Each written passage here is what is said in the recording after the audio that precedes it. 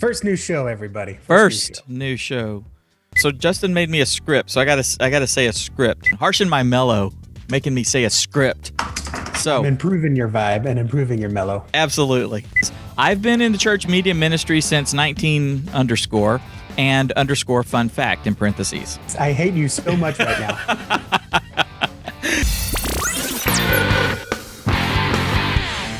Hey guys, welcome to the Church Media Guys Show, where each week we learn how to harness the latest and greatest in technology and exploit the heck out of it so that we can take the gospel to the world and maximize the power of the ministries that God has given us.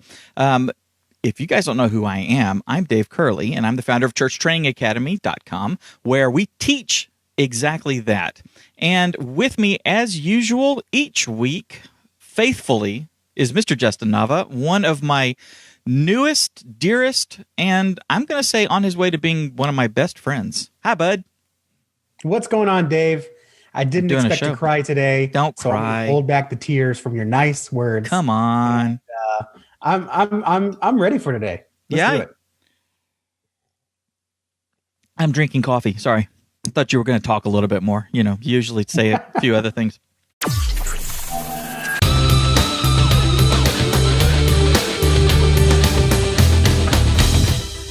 You guys know what a PDF is, right?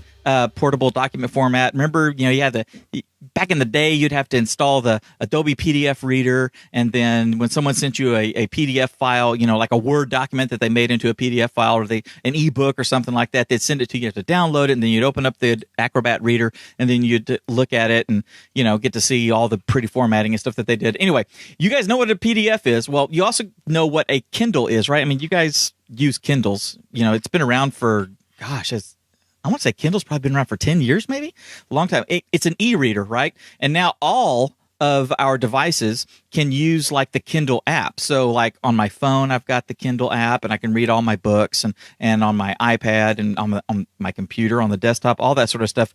The Kindle format, the Kindle library has become pretty indispensable way to read printed content, right? Well, did you know that they have this great little app called Send to Kindle? Send to Kindle is awesome, guys. They have several different ways that you can get the content from, say, a web page or a document or a PDF that somebody has sent you. They've got all these different ways right here where you can get that stuff into your Kindle. So you can like email it. You can do it from your browser. They've got an extension for Chrome. They've got an extension for Firefox.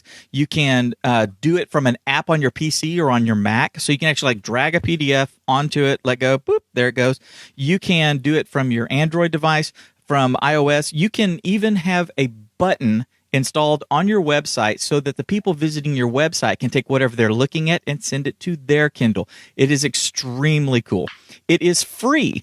I highly suggest that you guys do it. One of the things that I found out, and your mileage is going to vary depending on how the document is set up, but you can actually take a PDF, and when you are sending to Kindle, you can actually have it converted into the Kindle format. Sometimes it turns out great. Sometimes it turns out kind of weird looking, but it's definitely worth trying. It only takes a few seconds to do it. Anyway, Send to Kindle. It is free. If you just go and do a quick search for Send to Kindle, then you will get into this nice little Amazon.com/this/Send to Kindle. Anyway, it's fantastic. I highly recommend using it. So, do you use your Kindle, and have you used the Send to Kindle thing, Justin? I do not have a Kindle. I have the Kindle app where I buy ebooks from Amazon and I read them on my iPad. Did you ever buy a Kindle? Ever? No, I never bought a Kindle. The only Kindle I ever bought, I immediately resold. Really? I flipped it. I bought it for $5 at a garage sale, and I sold it for $30 on eBay. It was broken too. So that's the only Kindle I've ever bought. Okay. Go figure. But you do use Kindle. You use that format? I buy books on Amazon and I read them on the Kindle app. Awesome. On my iPad. Have you used the Send to Kindle app? Have you sent stuff that way? No, I haven't heard of Send to Kindle before today, but I'm glad you did, because now when I get a PDF from someone, I'm going to use that to send it to my Kindle app. So I don't have to go back and find the website or find the email, right? So I can get something like our Easy Live streaming for churches. I can get that PDF book right now use the Send to Kindle app and send it to my iPad. Then I don't have to find the email. I don't have to save it to Drive or Dropbox. I can just use Send to Kindle and send it to my app. So if you want to test it out yourself, and I highly encourage you to, go to easylivestreaming.com and get our free guide, Live Streaming for Churches the Easy Way. It's going to show you 4 easy ways that you can live stream, and 2 of them are going to get you started right now. No equipment, no purchase. You can just start right now and start sharing your church culture and start sharing your church's mission and the gospel using just 2 of these ways right now. You don't have to buy anything. It's a free guide. So go to easylivestreaming.com, find out how you can do that with our Live Streaming the Easy Way for Churches, and use the Send to Kindle app, send it to your Kindle, and then you're going to have it either on your Kindle or, like me, on your Kindle app, anywhere you go in that one place. It seems like a pretty good case study for this app. And now for our feature presentation. So, Justin, this week we are talking about email marketing, using your church's newsletter, the email newsletter, all that sort of stuff. This is something that I know what you're going to say. This is something that has bugged me for a while about church newsletters. Or not necessarily their newsletter, not like the one that they mail out, but like using their email to just do their newsletter. It seems that churches, that's how they're using their email. Like 90% of the time is just to send out a copy of the newsletter that I'm going to get in the mail in a couple of days anyway. Yeah, it's not even like a copy you're getting in the mail. It's like a direct PDF of the bulletin. Right. So they should just email the PDF and use the Send to Kindle app to send it to their Kindle. That's what they're doing. Right. On a bad day, and then on a good day, they take the bulletin file and they copy the contents and then insert it into the email and send it out. That's right. So what we're going to be talking about today is how to actually use these same tools that you're using, but in a much more effective way. And Justin is kind of the king of doing that. So, dude, what do you have for us today? So first, I want to kind of create some awareness of this problem. Okay. Like, why is this a problem, Dave? Why can't I mean, you're asking me, Justin. I want people to understand, like, if you're asking yourself right now, if you're listening to this, watching this, wherever you're watching, and you're saying, what's wrong with that? Why can't I just send a PDF of my bulletin or put a PDF of my bulletin on my website? But we're talking about email. Right. Why can't I do that? And the answer is, well, have you looked at how many people are opening your newsletters? I would start there. I get emails from my preschool, and they are just images someone made in Canva, right, and exported to the email. And I have a really hard time opening them because the images don't load right. They don't load on phone. Sometimes I'll get the email, open it, and I'll come back 5 minutes later, and it's still not opened. And I asked the administration about this, and they say, well, we just send them out. Like, they don't even open their own emails. They don't even open their own emails. So they don't know the problem. And I said, has any other school taught you this or any others? Like, no, we just kind of do it. So that's the first issue, is that maybe your church is sending out this email newsletter and you're wondering why no one's reading it. Well, first you got to read it yourself and then ask yourself, is this anything like emails I receive from other organizations and other companies? And the answer is probably no.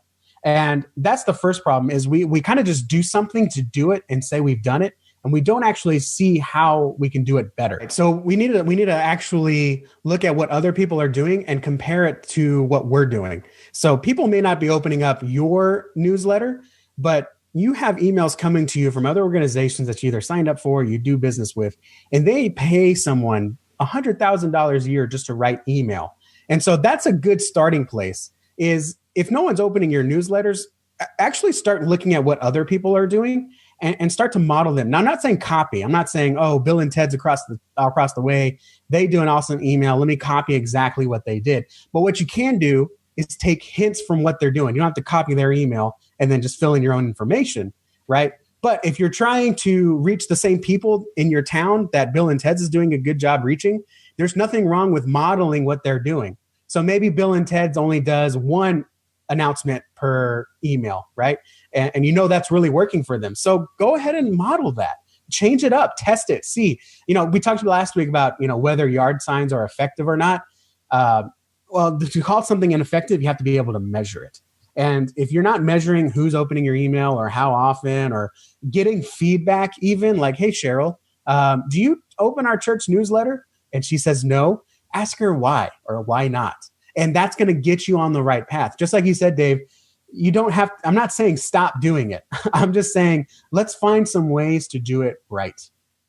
So is there, I mean, out of the emails that you send, I mean, is there a good response rate to know that you're, I guess, hitting the mark? Yes. And it's much lower than you would think. Imagine you had a church potluck. You have a church of 200 people and you say, hey guys, we're having a potluck. And after service, 50 people came to that potluck. Now, would you sit around? I think a lot of pastors would not sit around and say, you know what? We have 200 people and only 50 came to our potluck. This is ridiculous. Why are we even doing stage announcements? We need to stop doing them because only 1 in 4 people came. Can you imagine if a church did that, made an announcement to 200 people and 1 in 4 came and then we were like, no, this doesn't work. Stop doing stage announcements. Like that would be ridiculous. Right. But it's the same way with emails. I see time and time again on the church communications group, people say, oh, only 1 in 3 people open our emails, only 1 in 4. And they get so bogged down about it. And we lose sight of the greater vision. We try to blame the tool instead of actually look at how it's supposed to work. Right. And actually, according to Marketing Sherpa, this is a big marketing company. They do lots of research and lots of data. According to them, in the religious sector, in the religious industry, the average open rate is 24%. So if you're using an email tool and you can track how many people open your email, if you can get 1 in 4 people to open your email, you're right on target. You're right on. And a lot of churches I even talk to say, we only 1 in 3 people. You're actually doing better. If you're getting 33% of people to open your email, you're actually doing better than the average church. So that's kind of your statistic, right? The normality. If you can get up to 1 in 4, or I would say even 1 in 5, you're doing pretty good with email. Like you're not failing there. And if you're doing 1 in 10, like you're doing 10%, you got some wiggle room. You got some room to grow. So start asking around, get that feedback like we talked about. Just and aside to that, one of the things I heard with Tim Schmoyer over there that does the YouTube Creators podcast, one of the things that he said, when you take a look at the people that are actually opening and interacting with something that, in this case, it's an email, but he's talking about like subscribers, that someone will create a YouTube channel and they'll have like 50 subscribers and they'll say, I only have 50 subscribers. And he said, no, you don't understand. You have 50 individuals out there in the world that have said, I really want to watch what this guy makes. So if you have 1 in 3 people opening up your email, let's say your email list is 300. You've got 100 people in your church that are saying, please tell me things and give me good information and encourage me. And That's right. Absolutely. When I started church marketing school last two years ago now, I was so excited when I opened up, like the first time I checked, I was like, okay, I've been live for, I don't know how long, a month. And I checked and there were 7 people subscribed to my email list. Yeah. And I was like, that's 7 people that care about what I have to say. Right. Like, that's almost the whole church right there. It might have been. I don't know. And it grew from there. And I was just like, I am just so thankful just to have 7. So even if you only have 1 in 10 people, that's 1 in 10 people that are actually taking the time out of their day to open up your email and see what's going on in the church. Now, there are ways we can make that better. And that's what we're going to get into next. Okay. Dave, do you have anyone? I know we've had someone on the podcast actually that does this. But do you have anyone that you open their email more than once a week? Yeah, there's, I usually open up anything that Ben Settle sends, because he's an email marketing guy. And so I'm always interested in, I kind of study, how he does it and stuff like that. But also he has funny stuff that he says.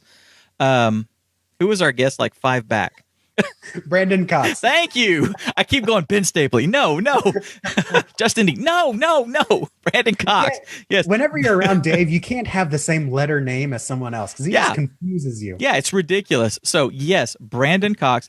Brandon, this doesn't mean I don't love you. Doesn't mean we're still friends. We're still friends and stuff. You can still come to my birthday party. So yeah, but I'm sorry. Okay, now let me ask you this: is there anyone that emails you once a week that you just never open their emails? Like you see it in your inbox and like, okay. You just move on. Wow. That's a good question. I could, if I were looking in my inbox, I could tell you.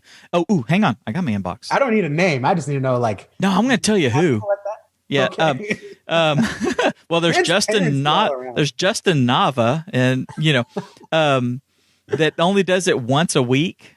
Gosh, I think there's one. It's from a creative, and I think he only emails once a week or every 2 weeks. So he does get kind of pushed down below the fold. Yeah, I do too. I have someone. I have a video company that I love. What's their name? Animoto. Oh yeah, I really enjoy their product. I don't really enjoy their email. Right. So I just never open their emails. And so what I'm getting at is this. I got to ask a bunch of questions to get you mind thinking before I make a point. I like to do the proof before the assertion here. What I'm getting at is that send rate, right? The amount of emails that you send is not the variable of success. It's the content within. And if you can send something that improves someone's life every day, then you will get people to open up your emails every day. Right. And if you send stuff that I don't care about, you could send it once every other day, once a week, or once a month. I am not going to open it just because you only send it. Like I'm gonna look at that and say, no, I'm not going to open this. Maybe next month. Like I know what your email looks like. I'm not going to open it. So don't get caught up on the send rate.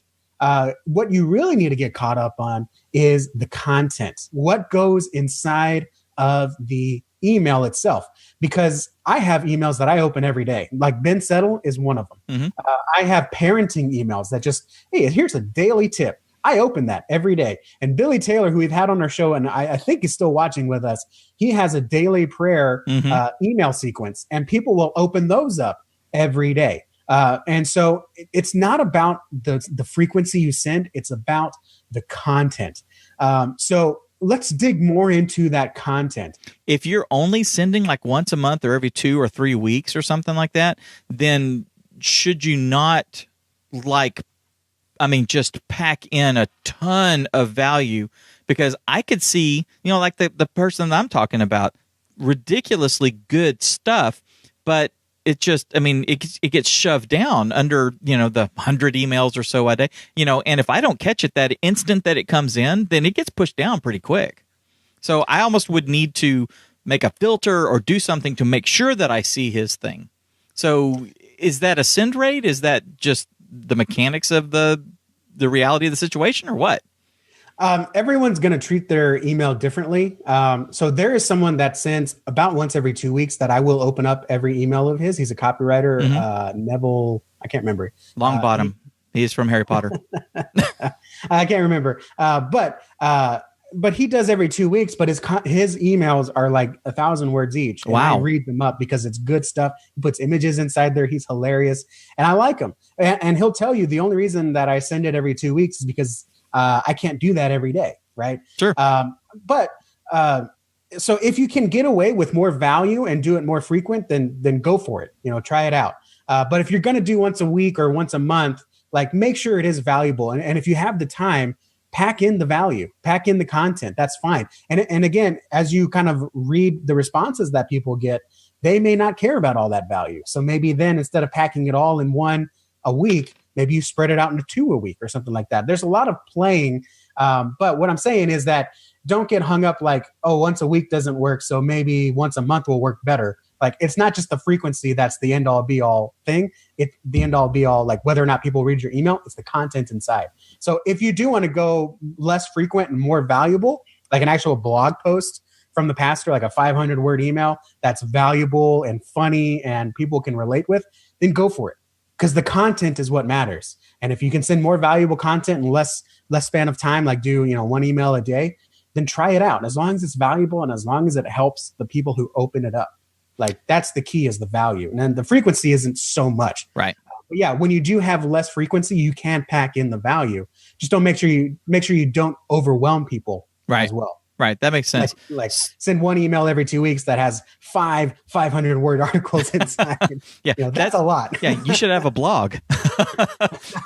Probably. Maybe you should install WordPress. What secrets or tricks or tactics or anything like that can really help with a church's email marketing?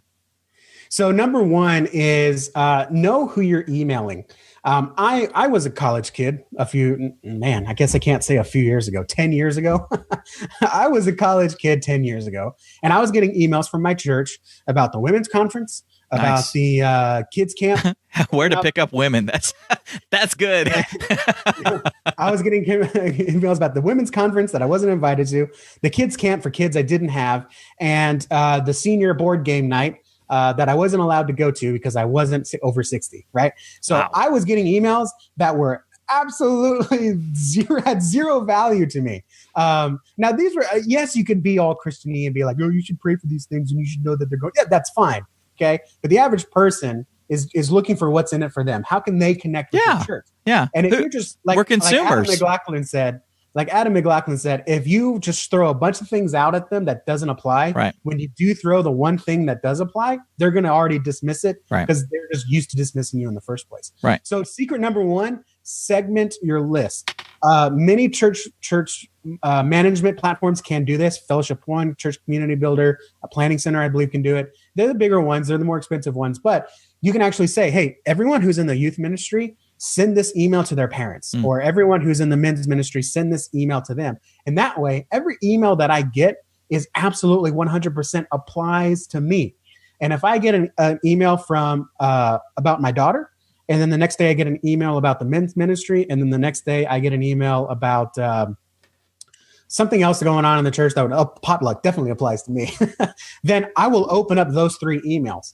But if I get one email that has that information, plus the women's conference, plus the senior ministry, plus whatever, I may not care about any of it because it's not all about me, right?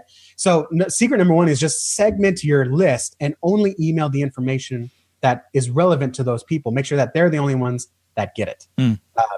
Number 2, real quick, because we're getting close on time here. Number 2, real quick, is to treat your email a little bit more like a relationship than a megaphone.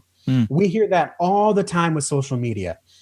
Social media is all about talk with people, don't talk at them. Well, guess what? Email is the same thing. I don't want to be preached to in an email. I don't want to be megaphone, hey, come to this thing this week. I don't want that in my email. I don't want that at all.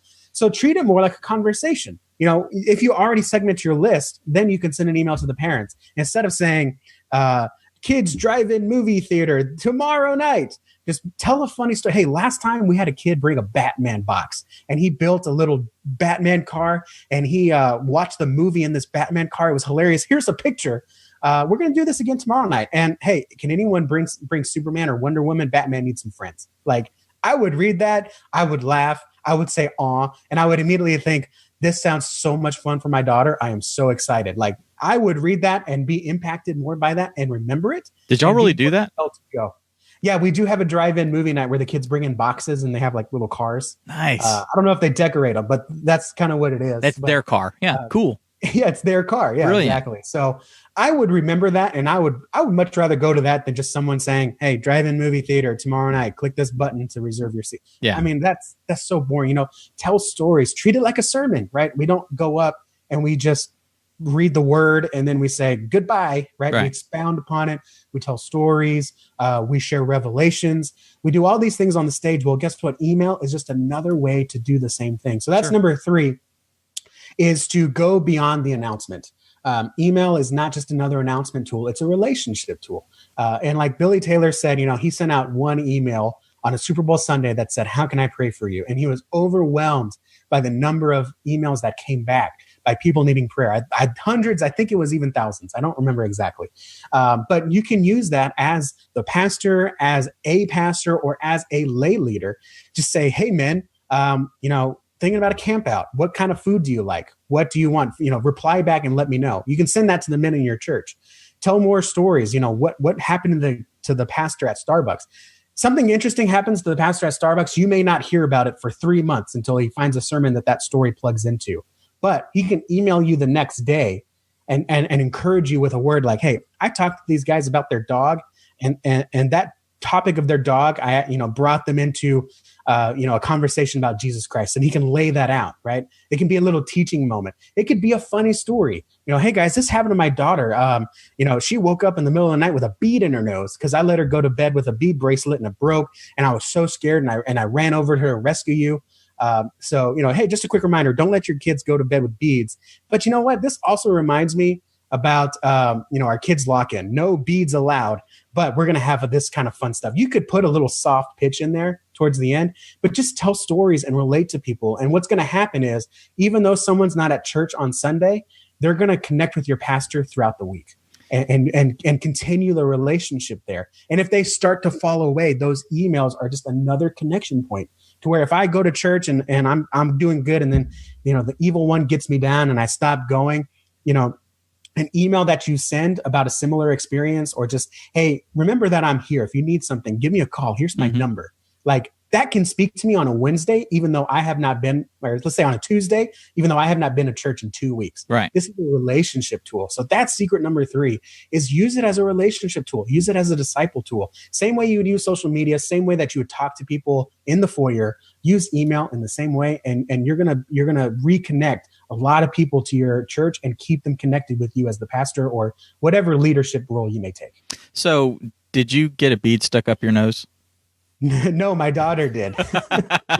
Before my wife's first test, her first graduate level test. The night before, she's studying in the bedroom, put my daughter to bed, and I didn't realize she had a little bead bracelet around her, her wrist. And apparently she took a bead off and was playing with it, and then she stuck it in her nose. And I ran in there. She just started screaming. I mean, and I remember I'm sweating just thinking about this. And I ran in there and she's like, there's a bee in mine. I'm like, there's a bee in? I was thinking maybe she had a sharp booger or something that was poking her. Yeah. And I started feeling her nose and I was like, wait a second, this side's squishy and this side is hard. And I get my flashlight and I'm like, oh, and I said, this is a mommy job, because my wife she's studying to be a physician assistant. Hey, yeah, it's practical for her. She'll know how to get in there with tweezers and be safe. Right. So I go and get her, the night before, it was 10 o'clock the night before her first graduate level test. I felt so bad. Dang. I think she even had 5 tests that next day. Gosh. But that's a funny story. Sure. And just as much as you enjoyed hearing it here on the podcast or on the show, people would just as much enjoy hearing it in an email as they would on Sunday morning. And don't be afraid to double up too. Just because you share a story in an email doesn't mean you can't share it again. Oh, of course. Yeah. And if it's a good story, you'll be able to work it in other times when it's appropriate and stuff. Just don't do it every week. That's absolutely right. Yeah. Awesome. So is that your final tip? That's it. Wow. That's it. That's all you brought? I mean, come on. That's all I brought. That's all I brought. Because let me just do a quick pitch. This was unplanned because we're actually building out an email course right now. And I'm collecting questions, burning questions that people have about email marketing. And that's the number one thing so far is, how do I get more people to open my emails? And it's not that hard. Just do those same things.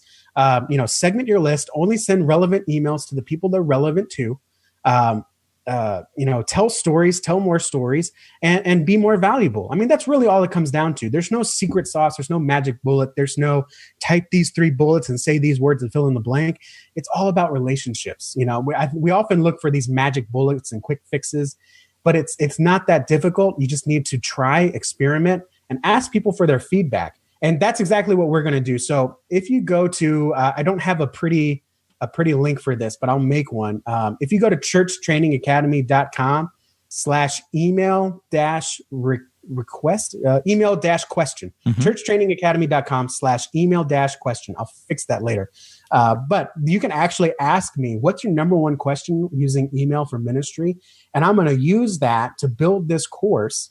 And we gave away one for free, but we'll spend the whole year talking about what's going to be in this course if we do this in a podcast. That's why we do these courses. So churchtrainingacademy.com/email-question. Ask your question, and then one person who submits a question will get a free copy of the course. So they don't have to pay for it. Just because you asked a question, you might get a free copy of the course. I wish I got paid $50 just for asking a question. I'd be a millionaire by the time I was 5 years old. Yeah, big time.